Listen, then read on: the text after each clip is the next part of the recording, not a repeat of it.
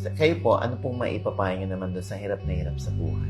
Financially, bihira makakain ng 3 beses isang araw. Alam mo, hindi sa sinisisi ko yung mga nahihirapan, pero lagi kong iniisip, narito ka ngayon sa sitwasyon na to today kasi meron kang ginawa o inisip kahapon na nagdala sa'yo dyan ngayon.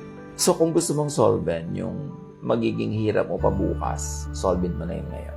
Halimbawa, wala po akong trabaho.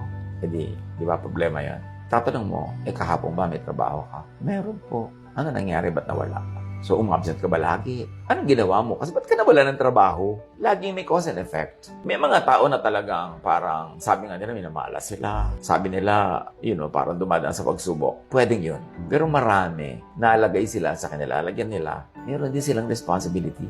Yung nandiyan ka ngayon kasi ganito ka mag-isip kahapon. I believe in equality. And what I mean is, lahat binibigyan tayo ng langit ng pagkakataon. Anong ginagawa mo sa binibigay sa'yo? Gano'ng karaming tao na pinagtiwalaan natin tapos hinira nila yung tiwala. So ngayon, mabalik tayo sa tanong mo, halimbawa, hirap na hirap ka sa buhay, anong gagawin mo ngayon? Una, stop complaining. Tumigil ka ng karereklamo. Tumigil ka ng kasisisi sa mga Kastila, Hapon at Amerikano dahil matagal na yon. Tumigil ka ng kasisisi kung paano ka lumaki, paano ka ganito at ganon. Isipin mo na lang, anong meron ka, anong kakayahan mo, anong kalakasan mo, gamitin mo yon para maiangat mo ang sarili mo.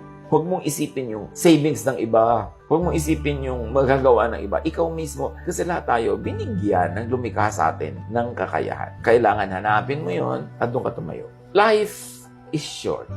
Huwag mong sayangin sa reklamo, sa himutok, sa panghihinayang, sa paninisi, sa paglulungkot-lungkutan dyan. Kaya yung mantra ko, minimize pain, maximize pleasure, and do the most good.